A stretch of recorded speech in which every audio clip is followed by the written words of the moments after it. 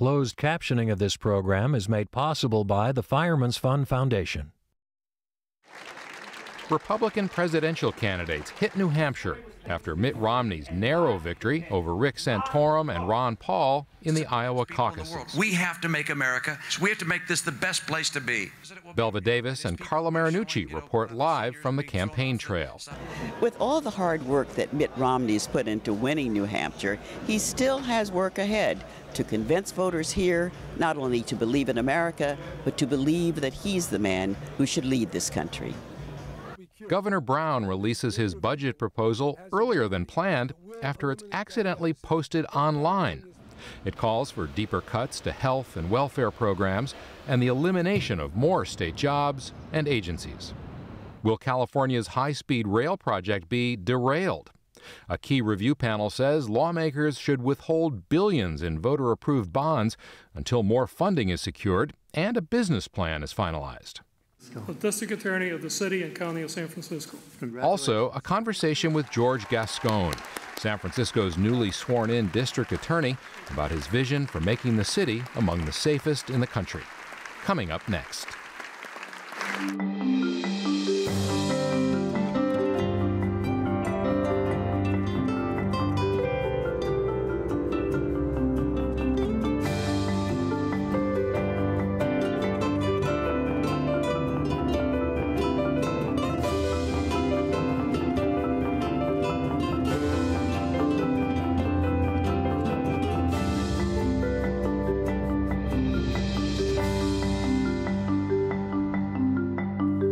Good evening, I'm Scott Schaefer, sitting in tonight for Belva Davis, who joins us in a moment from New Hampshire. Here in the studio with me are Amy Standen, reporter for KQED's Science and Environment series Quest, and Marisa Lagos, reporter with the San Francisco Chronicle. But we begin with a special report on the presidential election. Joining me from New Hampshire are Belva Davis and San Francisco Chronicle senior political writer Carla Marinucci. Welcome to you both. Great to see you. Belva, let me begin with you. Scott. You've been there on the ground this week. What has stood out for you? What have you seen? Well, the fact that I could be here for 24 hours and meet all of the leading candidates, be very up close, shake hands if I'd chosen to do that, did not. This is a unique experience, being in New Hampshire, where you have this close contact with men who have declared that they want to lead this country. New Hampshire is a unique place. It's 93% white, 1.1% black, 2.8% Hispanic. So, and looking for diversity here, reporters kept coming up to me asking if they could interview me, hoping that I lived here, because it was so hard to find somebody of my color here. Wow. And if I did, they were usually another reporter. And obviously a very different kind of a place from California, which is very diverse. Let's talk a little bit about, if we can, talk about the candidates. And Carla Marinucci, Rick Santorum, the former senator, came out of Iowa with a real head of steam. He's the only real social conservative, he would say, in this race. How did he try to capitalize on that success in Iowa this week in New Hampshire? Well, you know, Belva and I saw Rick Santorum today. He is a staunch conservative. He's really appealing to these New Hampshire voters. But to see him in person, you understand what happened in Iowa. He's a very good retail campaigner. We both followed him around a gun store today in a small town in New Hampshire. It's very interesting, Scott, to see a candidate who can kiss babies in 1 second and admire semi-automatic weapons in the next second. And that goes over well with New Hampshire voters. And does it seem that Which is why Californians should see what it's like here. You know, absolutely right, Belva. I think that this is sort of the New Hampshire experience. Santorum is really taking it.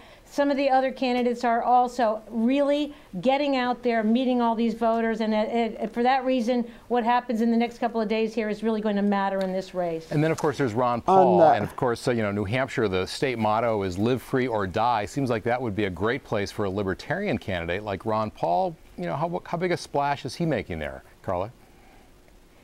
Oh, well, you know, we saw him in an airplane hangar today, and he turned out huge crowds, twice as big as expected. He's really going after Rick Santorum. He clearly feels Santorum is his key. I think the most interesting thing that I I discovered today in talking to Ron Paul supporters, mostly young people, mostly college-age kids, and I'd say, why? Why have you chosen this as your candidate? They'd say, well, it's his foreign policy, it's his tax policy, and of course it doesn't, I mean, it really helps that he believes in legalizing marijuana. Yes, that can hurt. Yeah. And then John Huntsman has been practically living in New Hampshire for the past several weeks. Do you have any sense, Carla, that he's, really getting a toehold there and getting some momentum?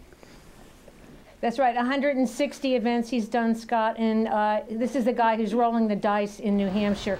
He is really painting himself as the anti-Mitt Romney. He talked today at an event we were at about how he is the only Republican candidate who believes in science. He said that's a concept. He talked about how corporations are not people, a jab at Mitt Romney. This is a guy who has Silicon Valley connections. He was born in Palo Alto. His grandfather was the mayor of Palo Alto, and he talked today about the creative class and innovators and how as president he would make that happen, the job creation among Silicon Valley entrepreneurs. And Belva, I know that you were... He's made a personal commitment of his time. Right, but he's made a personal commitment of his time here in New Hampshire, whereas, the Mitt Romney campaign obviously has been spending money. They're the most professional-looking group in terms of having the things we're accustomed to looking for, not folksy at all in their approach to campaigning here. And Belva, I know that you attended a Romney event this week, as well as others, but describe that for us. What was it like? Was he loose? Was he comfortable? He appeared with John McCain, and so you had to first get used to the chemistry between the two of them. And then after that, it was all pretty much scripted. He is really the most professional sounding of the candidates that I've seen. And Scott, I have to say, I saw him tonight at a spaghetti dinner. He is trying to paint himself as connecting to the common man, but he keeps getting these rich guy questions. Tonight he was asked by an audience member about the 3 homes he owns, including that one in La Jolla, seaside mansion that he intends to quadruple in size. Those questions keep dogging Mitt Romney here in New Hampshire. And Belva, I know that you spoke to voters while you were there at a Romney event and a Santorum event. Let's take a look and hear what they had to say. I actually was leaning towards Romney coming in here because I believe he has a vision for what this country can be. He's not so focused on the present, more than he's focused on the vision for what this country can be. In 2007, myself and my family have a company. We had 49 people working for us. Now we have 7 people working for us. So it's very important for me to see somebody who has that background get elected President of the United States. I was leaning toward Ron Paul, but I think I'm going to follow Rick. I'm impressed. And so they go on. Tuesday is the primary in New Hampshire. They go on then to South Carolina, Florida, Nevada. What about us in California? Is there going to be any role for California voters, Carla, other than, giving them the money they need to run their campaigns in another part of the country? Well, Scott, so much will depend on how Mitt Romney comes out of here in New Hampshire. The expectations are so high.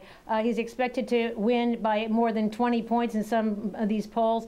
If he doesn't, then he has to worry about the storyline that he is a weak candidate with not a lot of enthusiasm among the GOP voters. And then we're talking about something that possibly could go on all the way to California, watching a Republican battle if Santorum tries to coalesce that conservative base, the Gingrich people and the rest of them that are out there, Perry's people.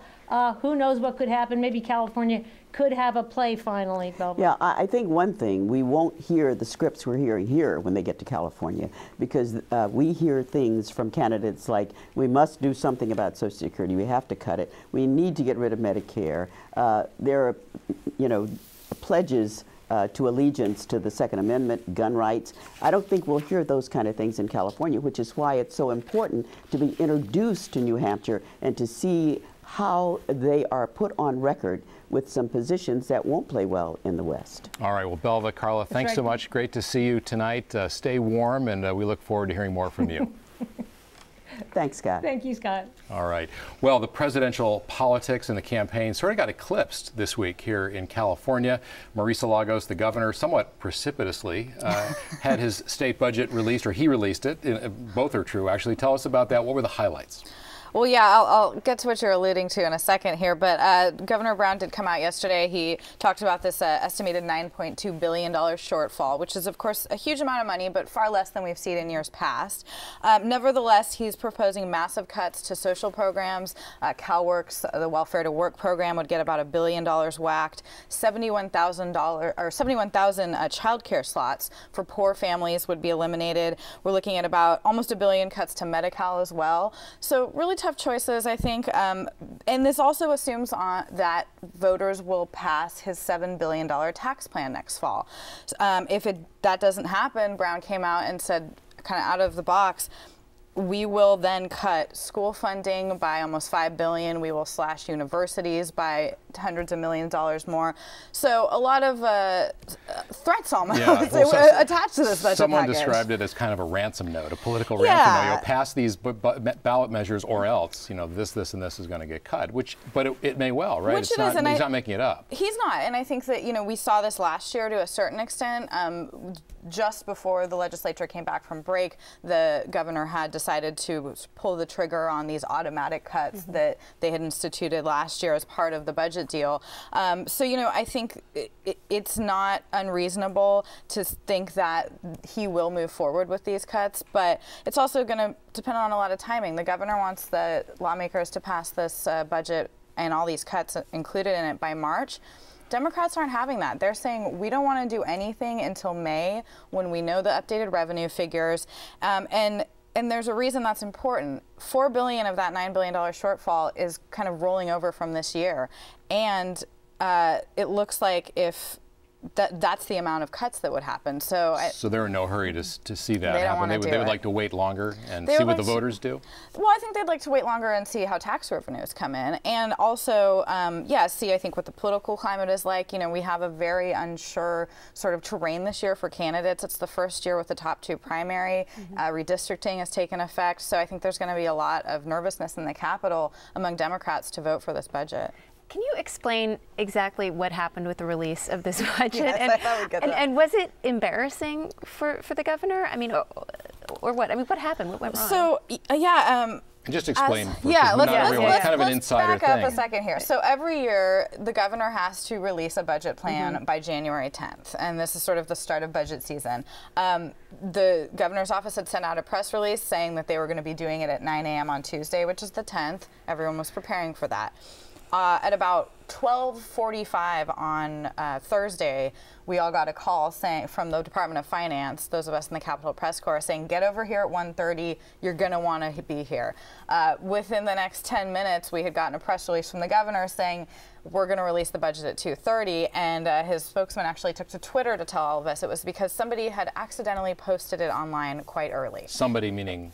Somebody in their staff. On their staff. Any word on what happened to that person? It's not clear. They were sort of hedging yesterday, saying, we know who it wasn't, but we're not sure who it was. So, but they did have to scramble. Well, but that said, Jerry Brown, whether you like him or not, is pretty good on his feet. I mean, he knows the state budget inside and out, yes. And he, in some ways, maybe it gave him, do you think, seemed like he was kind of enjoying, reveling, kind of going with it, kind of improvising on the run. Yeah, this is not a scripted governor anyway. I think that we did see there might have been a couple more talking points they would have prepped him on, but I think he seemed very relaxed at this press conference. He always speaks sort of off the cuff. He enjoys that. And I think that given the sort of tone of this year's budget, with the fact that, after years where we needed a 2/3 majority in the legislature to pass a budget, this is not only, last year was the first year the Democrats could do it on their own, but this is the first time ever in recent memory that they're not asking Republicans to come on board for taxes. And just quickly, the governor had no success with Republicans in the last session. Is he going to try to work with them this time around? Is there anything that he really needs their votes for? Does he not have to? He doesn't need to. And I think, he said things. He said recently he'd go out with them if they're buying the drinks. So I think that gives you an indication of where things are at in the Capitol. So he feels that he went the extra length and they didn't meet him halfway. Yeah, and again, he doesn't need them. He's going straight to voters this year. Yeah. Well, Governor Brown remains pretty steadfastly behind a plan that's in a lot of trouble this week. I'm talking about high-speed rail, the bullet train. Amy Standen, tell us what happened. Another log on the tracks. What was it exactly? Right. The puns keep coming when you cover high-speed rail. No, is it going off the tracks? Is it? What happened is on Tuesday, the peer review group, which is sort of a built-in panel of transportation experts, released a report saying that it would be essentially wise and actually deeply risky for the state to get started on high-speed rail without a firm sense of where the rest of the money is going to come from. The state has right now enough money to start the first segment of rail, which is this much derided rail to nowhere between Fresno and Bakersfield. But that's $6 billion on an overall price tag of $98 billion, and it's not entirely clear where the rest of that money is going to come from, and that makes a lot of people really nervous. And this panel, how much credibility do they have? Are they lot, real? They yeah. do? This is a well-respected panel that has not been, I mean, this project has just been kicked over and over again, but not always by this panel. This panel has been critical of ridership estimates and a few other things, but this is a well-respected group of people with a long history in transportation, and you know, their concerns are a real blow to the authority. I mean, the authority came, you know, right back out kicking, saying, you know, this is unfair, it's wrong, these people don't know what they're talking about, they don't have the high-speed rail, you know, expertise that we do. But they do, don't they? Well, I mean, there is no no high-speed rail system in this country. So, you know, how well do they know? But they're not politicians. They're not politicians. No, it's people like Will Kempton, the former head of California's Department of Transportation. So it's, you know, people with long transportation histories, but maybe not high-speed rail histories. So beyond that, I mean, the legislature has a choice this year whether to approve almost $3 billion in bonds for this, right? Congress has been making noises, the Republicans. How much of this is just politics? I mean, it seems like Democrats are on one side and Republicans are on the other. In Congress too, not just in Sacramento. The fear here, I think, on the part of the authority, and they'll say this, you know, is that this is sort of runs the risk of becoming really deeply ensnared in election year politics. Obama came in with, you know, as a big supporter for high-speed rail, wanted to put $6 billion in the 2012 budget for high-speed rail. The Republicans took that out.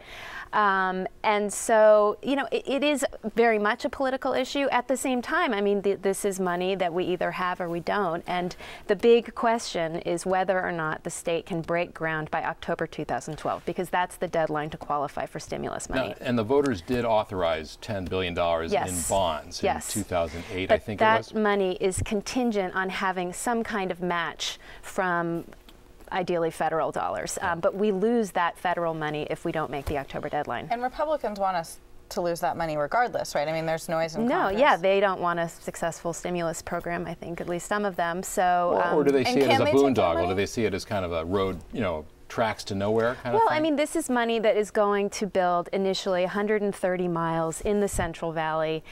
It's not really enough money to have a fully operational high-speed rail, even in that limited sense. It's really just building a better set of tracks for Amtrak. So is that initial project going to generate the private investment that the project needs to build the full, you know, San Francisco to LA span?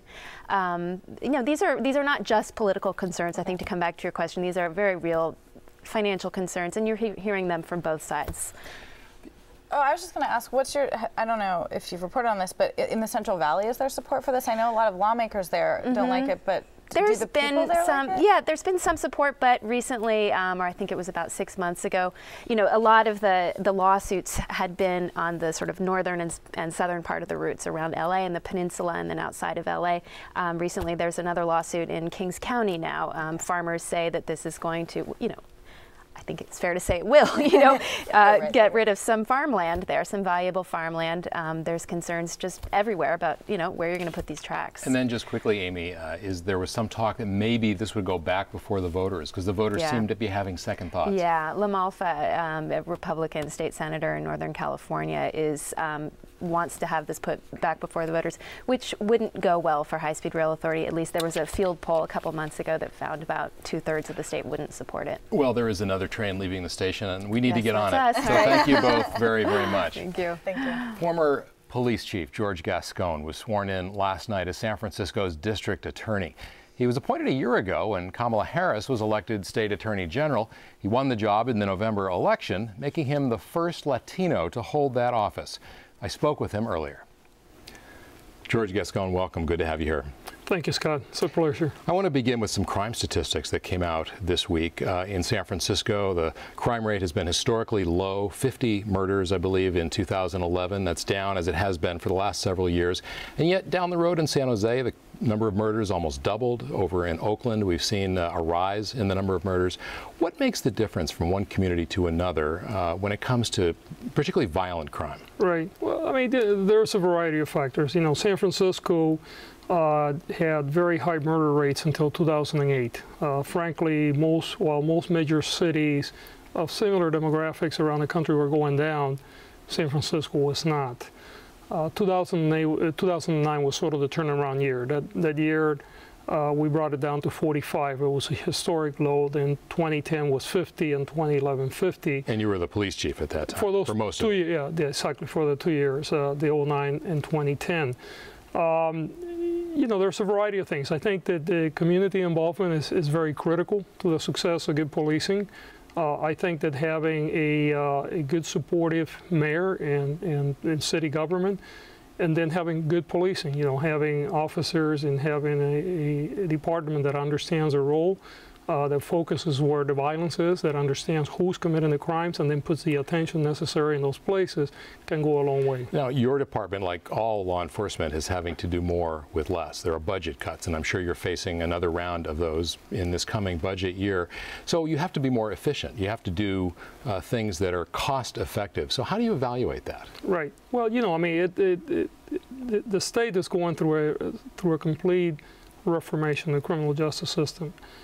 If we look back at the last year's or the current year's budget with AB 109 and realignment, it began to move a lot of what used to be the responsibility of the state onto the counties, and consequently it started to impact the way that we do business. Now, our own county obviously is having their own cutbacks. You know, every department's been asked to provide further reductions, and you know, there is actually some opportunities here. It's not all bad. Like what? Well, I think, you know, it forces us to be smarter about the way that we do business. Mean? In our case, frankly, we're looking in a lot of different ways in how to reduce the number of cases that are tried. So one of the things that I started to do at the beginning of my administration in 2011, when I was appointed, was to create this concept of neighborhood courts and neighborhood prosecutors. We're already in 4 stations throughout the city, and the goal is by the end of this year we'll be in every station. What we're doing is we're taking a lot of the low-level misdemeanor cases that often languish at the Hall of Justice waiting to be tried, and we're moving them to neighborhood courts. Neighborhood courts is a restorative justice model. You have community mediators that, quite frankly, are better equipped to understand what's important to their community, and we can do things very quickly. And get a resolution for everyone. Yeah, you mentioned realignment, and I think 2012 is going to be a big year for criminal justice issues. On the ballot, if you look ahead to November, we may have a repeal of the death penalty. We may have another ballot measure to reform 3 strikes, so that the 3rd strike has to be a violent one. Where do you stand on those things? Because crime advocates tough on crime advocates say that that's one of the reasons the crime rate is so low, is that we've had these tough measures. Do you agree with that? No, I completely disagree. I think if you compare our crime rates to that of other states that do not necessarily have the same legislative structures, for instance, 3 strikes. You know, New York does not have 3 strikes, and yet the state of New York has seen larger crime drops in the last 10 years or so that we have seen in California. I believe that 3 strikes needs to be reformed. I'm a strong supporter of the new initiative that is coming up. In fact, I speak in favor of it and will continue to do so. I think that these are the type of re-engineering that is necessary in order to lower the cost of our criminal justice system, and it will not impact public safety. What about the death penalty? Would you support repealing it? You know, I'm against the death penalty. Is that a change? It is not a change. I think often during the campaign, I think that my position on the death penalty was somewhat mischaracterized. It is the law today. And as a district attorney, I'm the chief law enforcement officer, and I don't believe that I should simply dismiss what the law says that we should do. Having said that, I made it very clear during the campaign that I would not be seeking the death penalty in San Francisco. I frankly believe that given the totality of the circumstances surrounding the death penalty, the cost that it takes to implement the death penalty, the fact that it has such a disparate impact on so many people, and the fact that it's irreversible, I believe that we would be much better off repealing the death penalty. So you will support that. Yes. We're getting to the end, but I want to ask you a question. You were born in Cuba. You came to the U.S. when you were 12 or 13 years old, dropped out of high school in Los Angeles. What is that? How does that color the way you look at the issues of crime and punishment? Well, I think hugely. First of all, coming from a country where the state, and it was a police state, right? Everything is controlled by the government. I really learned to appreciate the fact that we have a system here of law, due process. Then having been raised, quite frankly, in a very rough, lower socioeconomic neighborhood, I got to appreciate the difference between good policing and bad policing, and I'm bringing that to the table today. All right. Well, George Gascon, Happy New Year. Thanks so much, and good luck in your, not new job exactly, but now you've got it, you've earned it. Thank you so much, Scott. Thank you. It's a real pleasure. And that is all the time we have for this evening. Marisa Lagos, Amy Standen, thanks so much. Thank you. Glad to be here. You'll find us anytime at kqed.org/thisweek for archives of our show. And there's a link to Carla Marinucci's ongoing coverage of the New Hampshire primary as well. I'm Scott Schaefer. Belva Davis will be back next week. Thanks for watching. Good night.